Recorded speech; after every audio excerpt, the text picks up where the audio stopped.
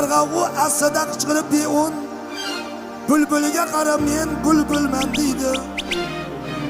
Nodon o'z rizqini ehtiyot qilib avval sherigini rizqini yeydi. Boylar davrasida gapirsa boylar, boylar davrasida gapirsa boylar, ma'qullab gapini oshini yeydi.